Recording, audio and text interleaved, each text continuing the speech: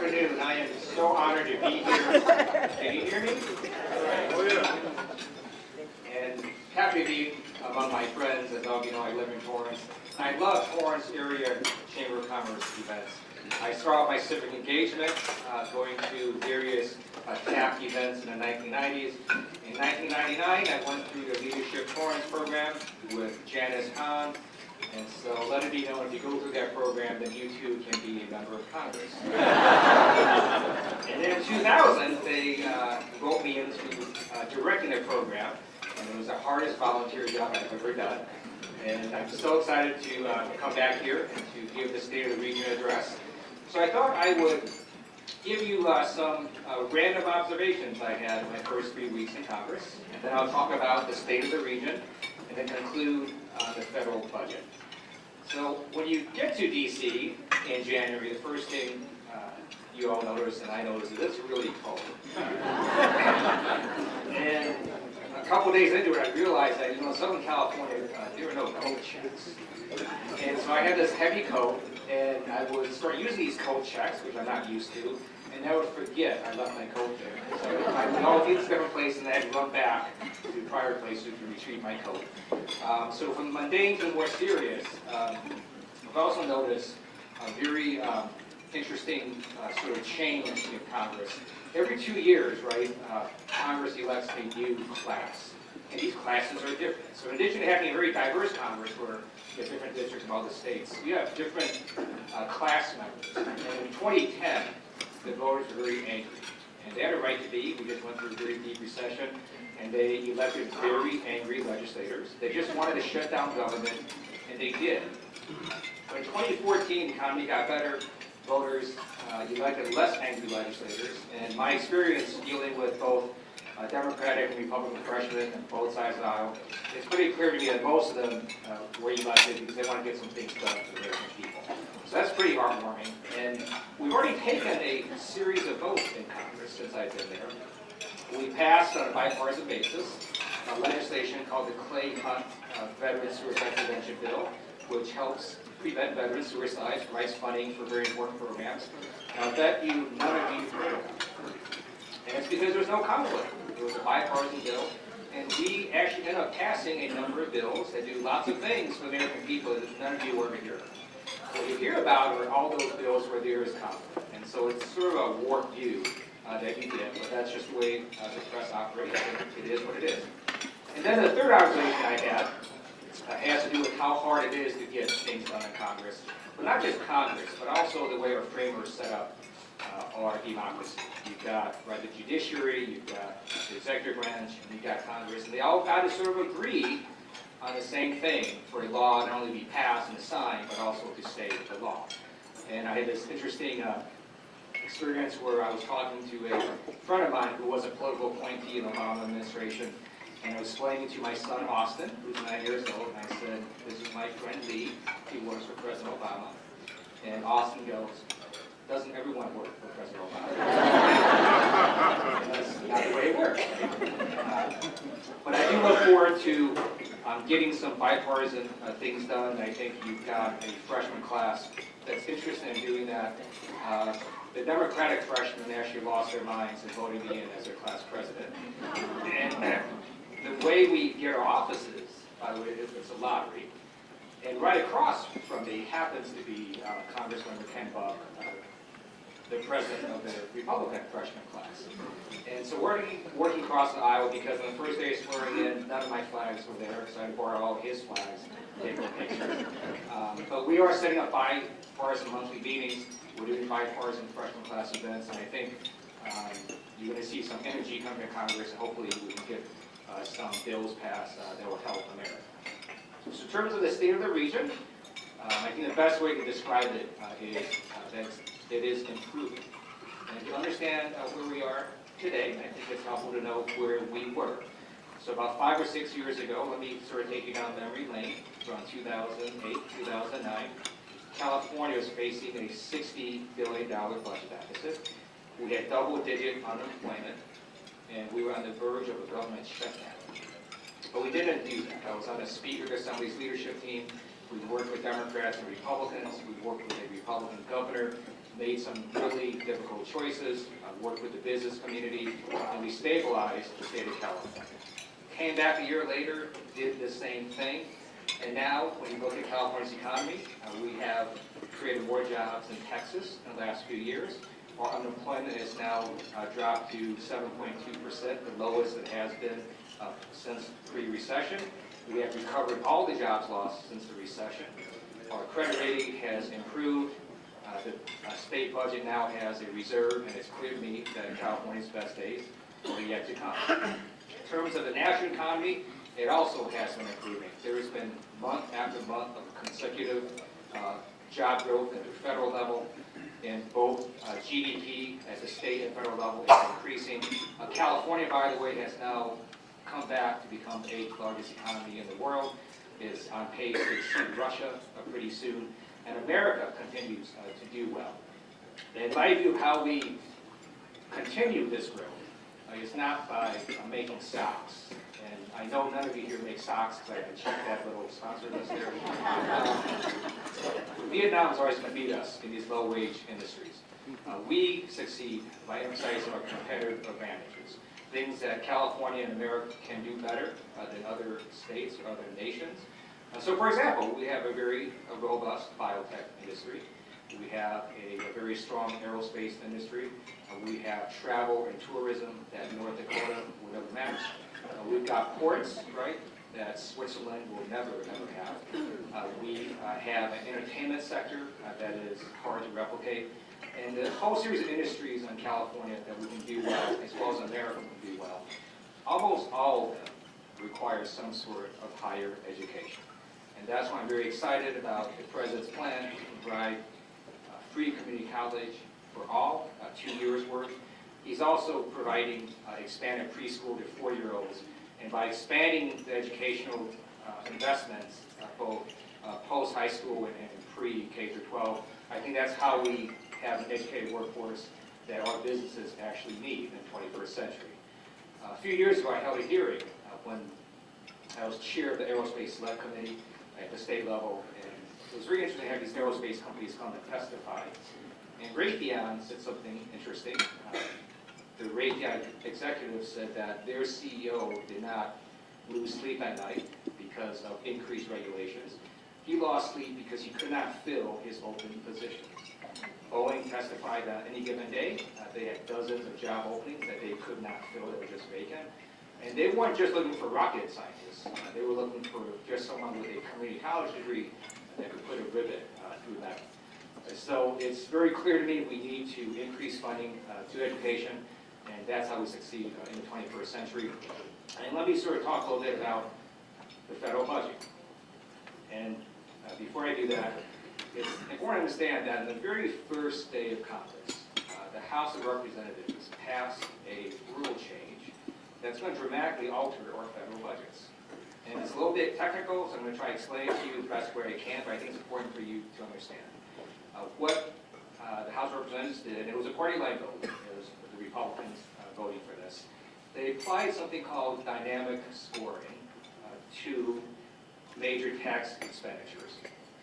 And they did not apply it to major spending, such as on education or infrastructure. Dynamic scoring is a pretty common sense theory that basically says, look, when we score a budget item or program, we're going to take into account the second order effects of how people behave and react to that policy change and how that affects the budget in the future. So I'll give you a very simple example. The research and development tax credit, let's say it costs $500 million. So right now it's scored as just a loss of $500 million. When you apply dynamic scoring, what the budget analysts will say, well, that's sort of stupid, because the whole theory of this is we're now going to create more jobs in California and America, R&D jobs, the high-paying jobs, and then those folks now have a job. They pay taxes into the budget, and so if you actually have an R&D tax credit that works, over time it brings in more money than you send out. I actually support that.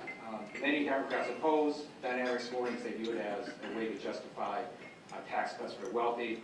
I don't think this is a partisan issue, because if you look at what's happening, both Democrats and Republicans have conceptually applied dynamic scoring. That's why last year I co-authored, and Republicans co-authored, and it was a bipartisan bill to expand California's entertainment, film, and TV production tax credit. And if you just looked at it, it is scored as a loss of over $1.5 billion over several years. But that's not really how most people think about it. Because the whole point of this is, well, if we spend this money, we're going to keep these jobs here, we're going to create more, and there's all this ripple effects from caterers to hairdressers and so on, and eventually that brings in more money to the state budget. So at the federal level, they've applied this, and I support the concept. The problem is they've only applied it to part of the budget. So what's going to happen is you're going to see a budget release, and then they're going to score it. And the reason this scoring is so important is it will determine whether that program largely succeeds or dies. Because if you have a program that's scored as a high cost and an increase in federal deficit, it will rarely see the light of day. If you got a program that's going to reduce costs and reduce the federal deficit, that has a much better chance of being passed. The problem is if you only score part of the federal budget with dynamic scoring and not the rest, it has a very skewed result, because in the reality we live in, people don't just react to tax cuts. They also react to spending.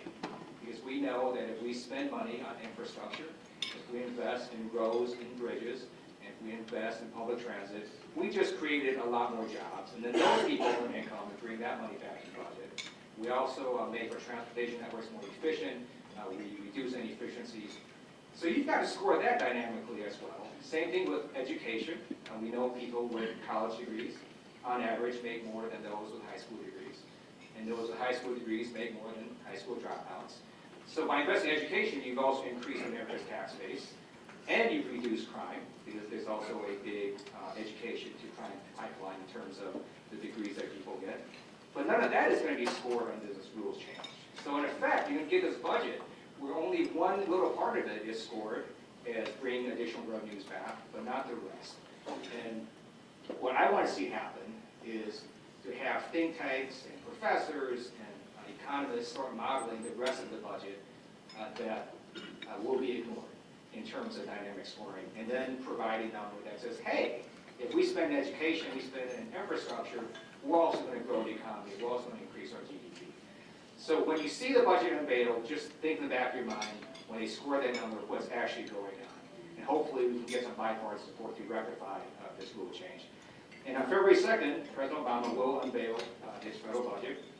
I'm very excited. I was selected to be on the budget committee for the House of Representatives. So we'll look at that. We'll also create our own budget. And in the next few months, you're going to hear a lot about this. The timelines are pretty quick. By April 15th, Congress is supposed to finish the budget.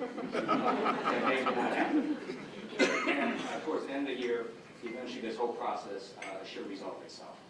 So with that, I'm going to conclude and do something that my staff, sometimes it terrifies them. I'm going to answer any question. But before I do that, I do want to mention two of my Torrance staff members. I have my district director, Lisa Pinto, here. As well as David Lieu, field representative.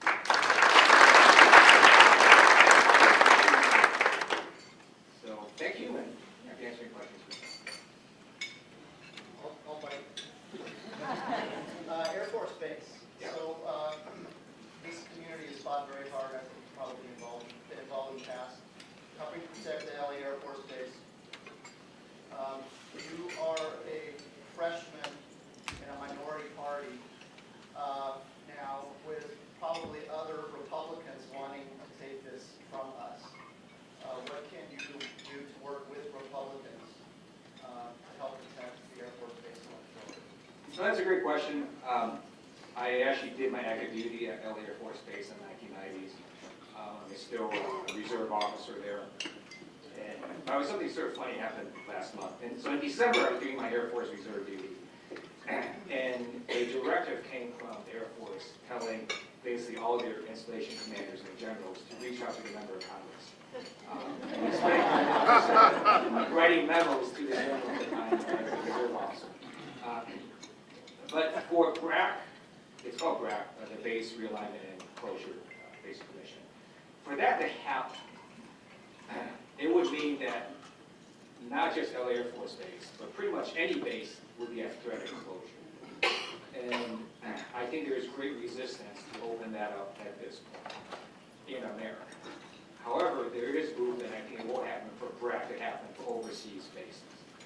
And I think we'll potentially see bases overseas closed.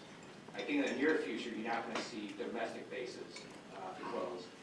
But if that were to happen, then I would work with Republicans across the aisle to try to maintain LA Air Force Base, which is what happened last time. It was Democrats and Republicans coming together, including then Congressmember Jerry Lewis, who fought for the base. You had Jane Harman, who fought for the base. You had a lot of locally elected officials. And it is important, if that were to happen, to have a unified front and to explain, as we did last time, that LA Air Force Base has something that's very, very hard to replicate, and that's the intellectual capital that is here. Because not only do you have UCLA and other institutions of higher learning, you have a lot of experts and PhDs and scientists who have been working on aerospace and satellites and rockets for a very long time. And there's a saying in aerospace that to have a rocket scientist with 20 years experience, you need 20 years. So it's very hard to replicate that. And that's why we won last time. I think that's pretty good. Any other questions? Yes, sir. Thank you for being here, sir. I'm Jack Farris, South Bay Association of Realtors. I spent over 30 years in the Marine Corps and retired. I have a concern right now for the number of homeless veterans or veterans in our area that are having problems. I don't think they want a handout. I think what they're looking for is some recognition, which they're probably getting now, but more importantly, some kind of counseling for the ones that are having problems and job training. I can imagine with money possibly coming into the VA because of the problems they've had and because of your service, other people may be coming to you for advice. What do you think we can do to help those veterans out? Well, thank you. So honestly, I did not pay him to set up that question. So one of the proudest things I've done, having been in Congress just a few weeks, is I had a meeting with VA Secretary Robert McDonald, as well as his leadership team. He is now coming out to West LA VA campus in my district next Wednesday. We're going to have stakeholder meetings, and we're going to work with them to try to improve veterans issues, veterans health care, as well as end veterans homelessness, which is a very difficult and challenging task. I'm about to send a letter that's going to ask for increase in these HUD veterans vouchers to the Budget Committee, asking for that increase because they've been shown to work. I've also been working with different stakeholders involved with veterans homelessness.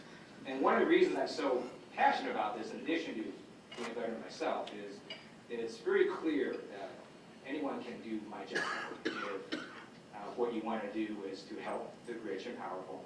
And I know some of you are rich and powerful. I don't mean that in a bad way. If you're rich and powerful, you can hire your own lobbyists, Army's lobbyists, and you can get your voice heard. But how many homeless people can hire lobbyists? And how many super PACs exist to champion the interests of foster kids, right? And so one of my views is I should be there trying to speak for those who either don't have a voice or have a much weaker voice. And trying to resolve veterans homelessness is a huge deal. It's something I'm going to work on every day. And very excited that we're already getting some movement by getting this secretary here. And having met with them, as all of you are aware, there was a massive VA scandal last year. So they brought in this VA secretary to try to reform the system. And he actually comes from the private sector. He was at Procter & Gamble. And I think he's a dynamic leader who is very interested in reform. One of the things that he has done, they don't really publicize this, but he has essentially relieved from positions about 700 people. Basically fired them. He is very serious about reform, so I think you're going to start seeing some good effects happen. Yes, sir. Congressman, my brother was in Vietnam, a Navy corpsman, and currently my sister's a nurse at the VA hospital. And the issue that she always tells me about that I want to alert you to is that you meet the secretary, he should survey how many vets are serving vets like in the hospitals. For example, she's a vet and she's a nurse, and she's saying that they're not outreaching into vets who serve vets. So it's a lot costly effective to get nurses from other places that cost less than nurses that could be trained who are vets. Thank you. Let me speak with you offline about that issue. That's a good point you make. So I'm going to take one last question. Yes? Good afternoon. You had referred in your presentation to extended pre- and post-education to your colleges. But I think we have an institution in Torrance that could be replicated and maintained. I think SCROC does a lot of the education that you're talking about. The people who can't find aerospace, not rocket scientists with total experience, but somebody who can handle other issues. Do you think SCROC is a model? Do you think SCROC will be maintained? Thank you. So those are two questions. So the first one is I actually believe SCROC is an honor. When I was in the state legislature,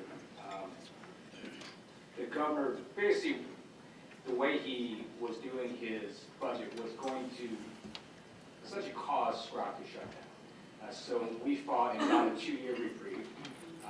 And I know that my predecessor, Senator Van Allen, is very interested in saving SCROC. I know that Senator David Hadley is very interested in saving SCROC. So it's going to be up to them. No pressure. But I will help in any way I can at the federal level in terms of trying to see if we get any sorts of funding for career-type programs across America, of which California is going to use. But SCROC is a brilliant model because it's also very clear that just the data, most people do not go to four-year colleges. That's just the way it is.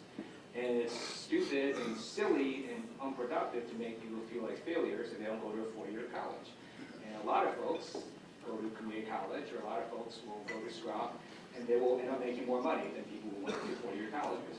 So I think we have to sort of shift our mindset and not put everyone in the same model where we try to get them to four-year college, because that's actually not what happens in reality. And so anything I can do to help save SCROC, I will.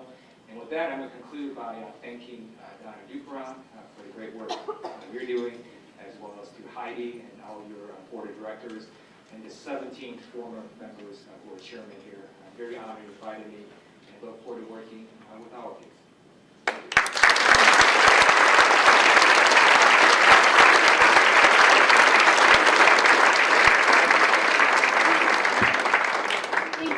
Senator Lieu, we appreciate your time, and it was nice to know what's going on in your first minutes in office. We have a small token of our appreciation, just a gift, and this is from the chamber. We have for you a picture of today. Today, earlier, we had a really nice little get-together with all of the past chairmen, and Senator Lieu was with us, and we took a picture with him, and that is our way of making you never forget us.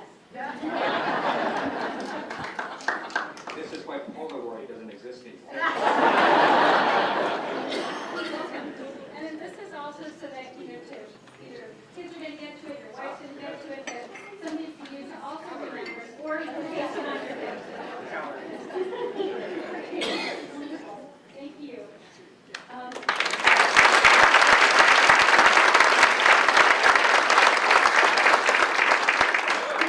One person I forgot to also recognize, it was brought to my attention.